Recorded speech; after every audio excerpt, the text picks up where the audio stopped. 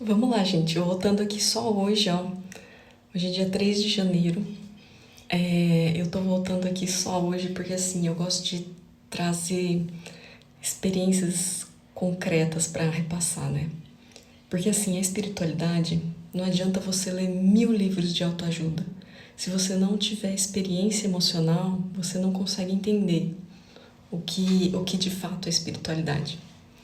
E no dia primeiro aconteceu algo muito legal comigo, que assim, na hora foi péssimo, eu odiei, mas através do processo eu consegui me libertar de coisas ruins que eu estava sentindo naquele momento.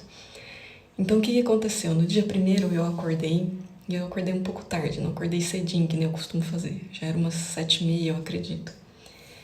E aí eu ouvi um parente falando com o meu marido a meu respeito. E naquele momento me veio um turbilhão assim de emoção ruim, sabe? De raiva e por que estão falando de mim? Por que meu marido não me defende? E todo esse tipo de pensamento e essa emoção começou a borbulhar dentro de mim. E nesse momento, o que seria muito comum acontecer se eu não tomasse a rédea da situação? Eu passaria o dia primeiro todo de mau humor, emburrada, de cara virada com meu marido, me vitimizando no sentido de por que você não me defendeu?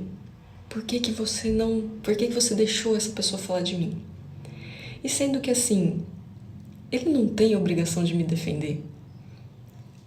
Se é algo que me magoa, quem tem que olhar para aquilo sou eu.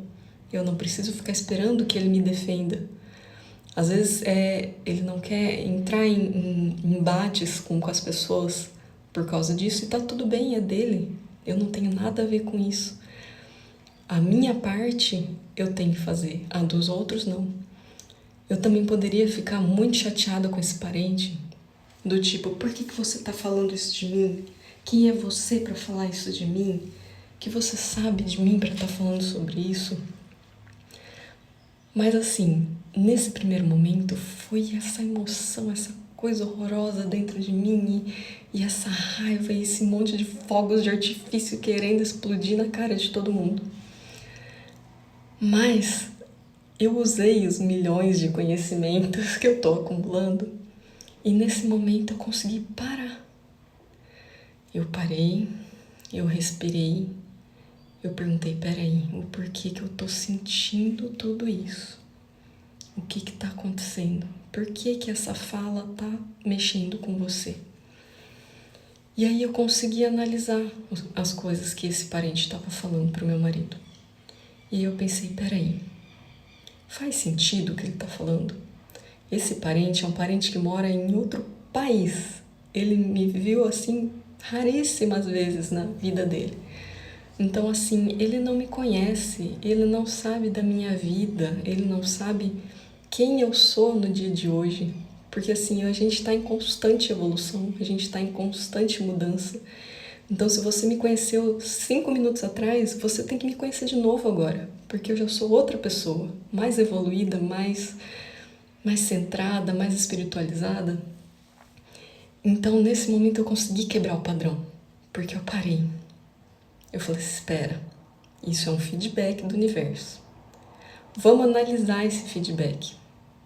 O que ele está falando tem coerência? Não, peraí, mas eu tô num outro caminho, eu tô numa outra vida, eu estou correndo atrás dos meus objetivos, eu estou ajudando pessoas, eu estou alegre, eu estou me desenvolvendo, eu estou conseguindo cuidar do meu corpo, da minha mente, eu estou feliz por dentro, eu estou emanando amor. Então, nesse momento, simplesmente eu quebrei o padrão. E assim, eu vim contar isso aqui porque eu não vou dizer que eu tenho certeza, mas eu tenho quase certeza que isso acontece com muitas pessoas, principalmente nessa época de festas, né? Que a gente entra em contato com muitos parentes e parente é aquela pessoa que se acha no direito de falar da nossa vida. Mas assim, se liberte disso. E é um processo, não é de uma hora para outra. Naquele momento eu senti muita raiva, eu senti um monte de emoção que eu trago assim de infância, emoções infantis, emoções juvenis lá da infância, da adolescência, e que assim teria tomado conta do meu corpo, dos meus pensamentos, do meu dia e talvez até se arrastasse por meses no meu ano. Mas não, eu consegui parar, pensar e falar assim, não, peraí, isso é um feedback, a minha meta tá lá e eu continuo setando aquela meta.